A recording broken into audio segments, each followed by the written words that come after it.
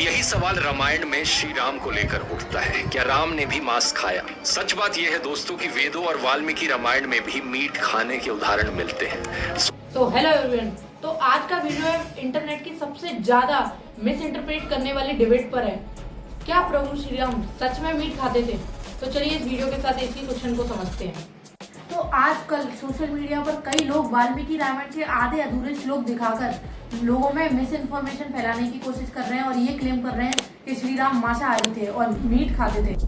तो चलिए इस वीडियो में विस्तार से समझते हैं, क्या सच में श्री राम मीट खाते थे और मांसाहारी थे? तो हम इस वीडियो में आधा अधूरा ज्ञान ना देते हुए पूरे लॉजिक और पूरे शास्त्रों और पूरे फैक्ट्स के साथ बात करेंगे, ना कि आधा अधूरा ज्ञान देकर लोगों में मिस इन्फॉर्मेशन फैलाएंगे। तो चलिए इस वीडियो में पूरी तरीके से इस टॉपिक को देखते हैं। तो ध्रुव राठी जैसे कुछ क्रिएटर्स जैसे उसमें अपनी मैनिपुलेशन स्किल्स और गलत प्रोपेगेंडा से लोगों में मिस इन्फॉर्मेशन फैला रहे हैं कि श्री राम सच में मीट खाते थे। तो आज लेकिन असली मुद्दा है यहाँ पर मांस। इसका मतलब मॉडर्न ट्रांसलेशन में सीधा सीधा मीट निकाल देते हैं। यही एक बड़ी डिबेट का टॉपिक निकल के आता है। तो यहाँ पर तो संस्कृत एक ऐसी लैंग्वेज है जहाँ पर एक शब्द के कई अलग अलग अर्थ हो सकते हैं। तो ऐसे ही मांस का एक अर्थ होता है फ्लैश ऑफ अ फ्रूट, यानी कि फल का गूदा। आज भी साउथ इंडिया के श्रीरंगम टेम्पल में जब भी भगवान को आम ऑफर किया जाता है यानी मैंगो ऑफर किया जाता है, तो पंडित जी कहते हैं आम्रा ममसा खंडा समर्पयामी, यानी मैं प्रभु को आम के पल्प का टुकड़ा ऑफर करता हूँ। जहाँ पर भी रामायण में मीट का जिक्र हो रहा है वहाँ पर एक्चुअली फॉरेस्ट के फलों के पल्प की बात हो रही होती है।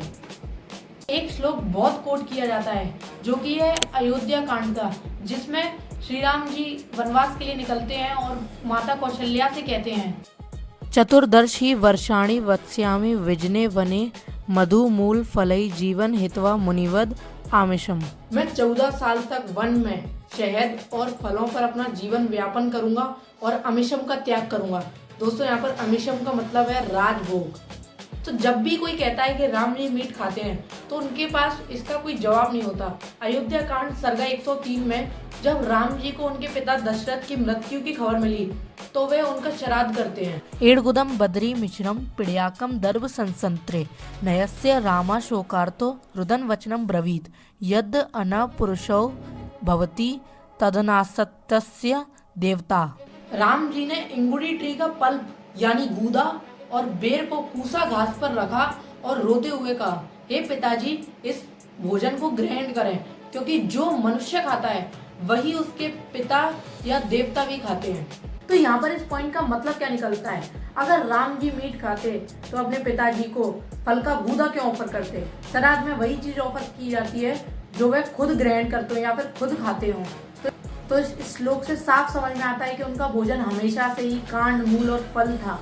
तो यहाँ पर एक और सवाल आता है जो कि लोग अक्सर कहते हैं कि माता सीता ने हिरण को मारने के लिए राम जी को क्यों भेजा? तो अरण्य कांड के हिसाब से माता सीता ने साफ बोला था कि उन्हें वो हिरण अच्छा लगा, जो कि एक राक्षस मरीचा था, जो कि उन्होंने रामा को भेजा, लॉर्ड रामा को भेजा उसे पकड़ने के लिए, ताकि वो उसे पेट की तरह पाल सकें, ना कि उसका मीट और मांस की तरह उसे खाएं। जब हनुमान जी सीता माता से मिलते हैं तो वे राम जी के बारे में बताते हुए न कहते हैं, मांसम राघवो भुक्तंके न चापी मधु सेवते वन्यम सुहितम नित्यम भक्त मश्राति पंचमम। कि वे राम जी ना ही तो मीट खाते हैं और ना ही वाइन का सेवन करते हैं, वे केवल जंगल के शाकाहारी भोजन खाते हैं और उसी पे अपना जीवन व्यापन कर रहे हैं। बात समझनी होगी यहाँ पर कि जब 18th और 19th सेंचुरी में ब्रिटिशर्स और वेस्टर्न स्कॉलर्स ने रामायण का ट्रांसलेशन किया तो उन्होंने अपनी समझ के हिसाब से शब्दों के मीनिंग बदल दिए। उन्होंने अमिषम और मांस जैसे शब्दों को सीधा मीट से जोड़ दिया, बल्कि हमेशा से उनका कॉन्टेक्स्ट ये नहीं था। और यहाँ पर सबसे बड़ी गलती ये हुई कि उन्होंने मैध्यम का मतलब मीट समझ लिया, जबकि उसका असली मतलब होता है पवित्र और यज्ञ के लिए उचित।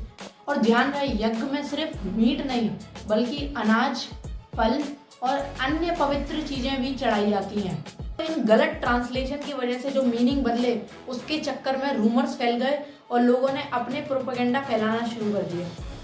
तो दोस्तों, प्रभु श्री राम पर ऐसी गलत एलिगेशंस लगाना उनके चरित्र और हमारे इतिहास का अपमान है। तो ऐसे सोशल मीडिया के आधे सच से बचें और ओरिजिनल संस्कृत टेक्स्ट पर विश्वास करें।